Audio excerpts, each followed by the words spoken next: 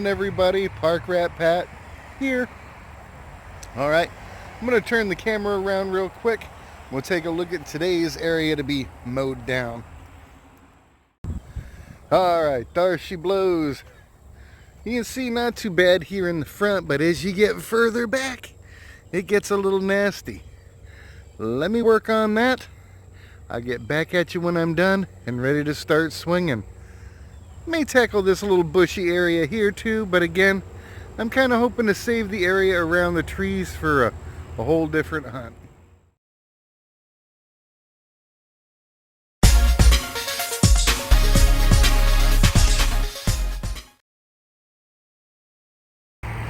Alright, well here we go. Got a lot cut back, as you can see. Stragglers here and there. I never really worry about those.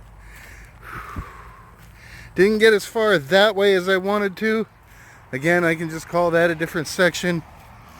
Was able to get around this palm on both sides fairly deep, so I've got a good size area to swing.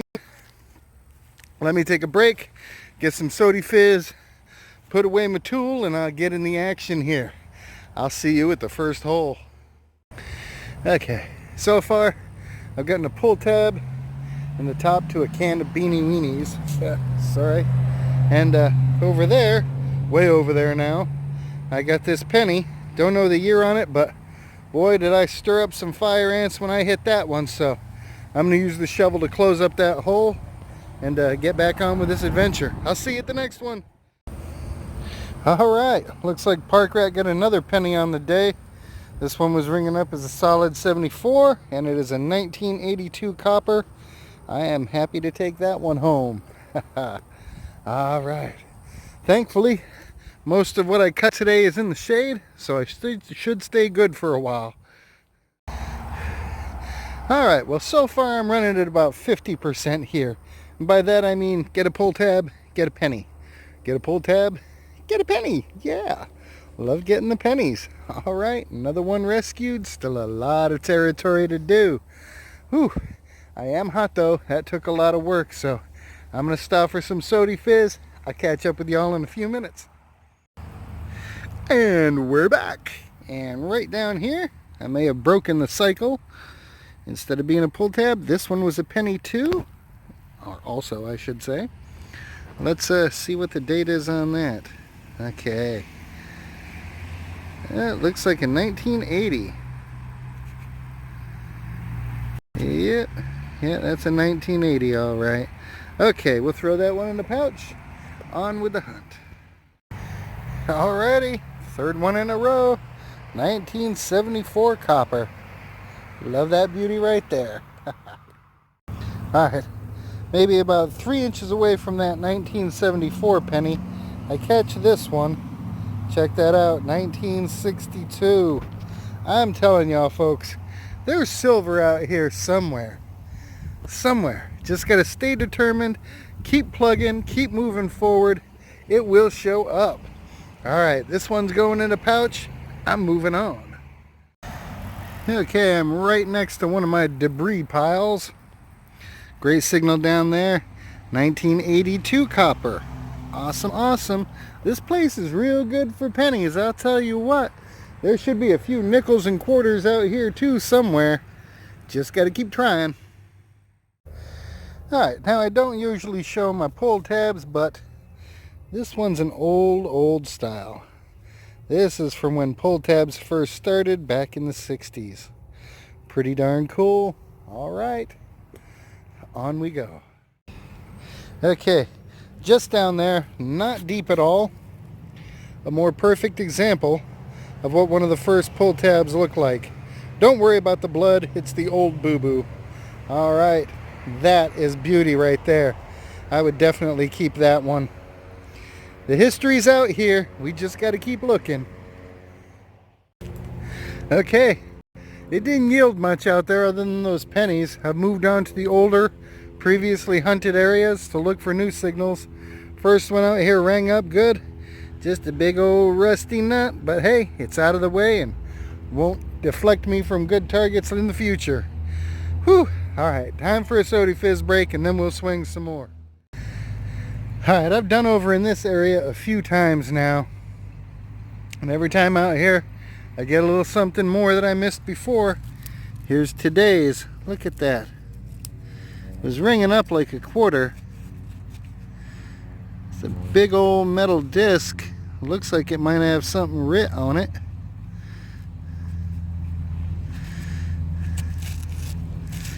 Not sure about the back here. I tell you what, I'm gonna go get my brush and brush this up. This could be some kind of cool token. Alright, I'll get back at you as soon as I clean it up. Alright, she's cleaned up. Here we go. Was not very deep. Very cool. Now on this side, as you can see, it's got a picture of a couple of flags, and it says Crew, K-R-E-W-E, of Dixie. And down at the bottom it says Carnival Club. Now on the back side, it says All the King's Men. Kings is hard to see. And then it's got that little scroll work with the shield. 1972. Ladies and gentlemen, boys and girls, detecto rats of all ages, we have us a Mardi Gras token. That is awesome. They were actually called Mardi Gras doubloons, but super cool. This may end up being the best find of the day, and if it is, I am A-OK with that. Alright, let me take a little break and we'll get on with the swing of things. And then just down here, another crusty buddy finds his way to the surface. Alright, rescued that one. Good deal. Okay, had a nifty signal down there. Sounded like a quarter. Went in after it. 1989 dime. Dang, still no silver, but happy to have something other than a penny today. Although I must say that Mardi Gras token is pretty darn cool. Alright, on to the next hole. Alright, as you can see, I'm out in the thick here in an area that I haven't cut, but will be venturing into sometime here in the near future. Right down there, 1975 copper. Lovely, lovely. Whoo doggy. Alright, I'm running out of energy, so we're going to have to wrap this up soon, but let me see if I can get in a couple more good targets. Alright, down there, I was getting a weird signal. Sounded like a penny, then it sounded like a rusty nail. Anyway, I went for it, as I always do, and I'm so happy. Look at that. General Motors key. Looks like the key to my mom's old Buick Skylark. Very cool. Still got the ring on it. That's what was throwing everything off. Alright, this area definitely has good enough potential for me to come back and cut it down.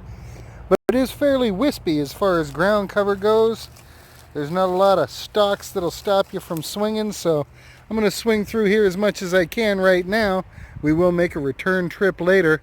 Whole area over there I've never been to either. So let's keep hunting. Alright everybody. Time for a quick front seat wrap up.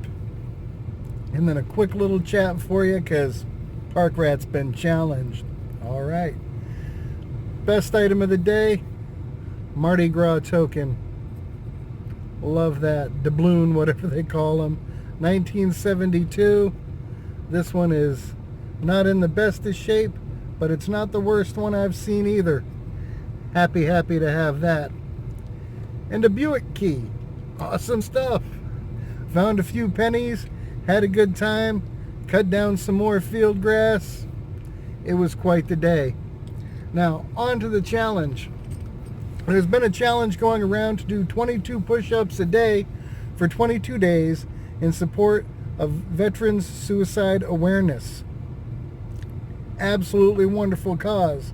The problem here is not everybody has the same physical capabilities. So I was called out by Jason from the Detecting Smiths, and JJ knows my limitations. You know, we've talked about it, and I'm just not push-up able more than one or two at a time.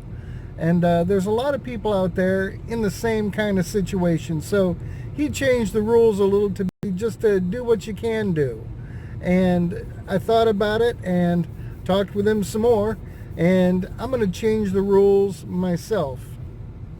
So the important thing here is to get the message out about veteran suicide, make everybody aware that this is a big issue, and it's not just veterans. It's police officers, it's firemen, it's these frontline people who put their lives on the line and have watched their comrades die doing this job. It's hard, it's stressful, it can lead to depression, it can lead to anxiety, and eventually it can lead to suicide. And they need to know there's help, and they need to know that they have the support of the community, people like us. Now, in this video, or at least down in the description, there'll be an 800 number to share that veterans can call to get the help they need, to get the support they need to avoid as many suicides as we can possibly avoid.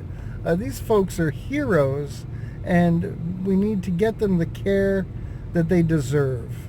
Okay, so I'm switching up the challenge, and I'm making this open to everybody. All you need to be able to do is this. You take your right hand, you put it over your heart, and you say, I pledge allegiance to the flag of the United States of America and to the republic for which it stands, one nation, under God, indivisible, with liberty and justice for all. God bless our troops and our frontliners, and God bless America. God bless you too. Now, you've been challenged. All you have to do is make a short video of yourself saying the Pledge of Allegiance, talking about veteran suicide awareness a little, and sharing that phone number. You don't even have to put it on YouTube. You can put it on your Facebook page. Just let's keep spreading the word. And, you know, one of the good things that's going to come of this is there's a whole younger generation, thanks to bad government, that doesn't know the Pledge of Allegiance. Well, they're going to learn it. And you'll be able to explain to them what it's about. If it's your kids hearing it for the first time, there's a great lesson in all of this. People have been dying for our freedom since we first set foot on this soil. We can't let them be forgotten now or ever. So please, step up to the challenge, say your Pledge of Allegiance, pass along that number, and let's make everybody aware so that the veterans out there know, and they know that there's a place they can go to for help. All right. God bless you all. I'll see you in the next video.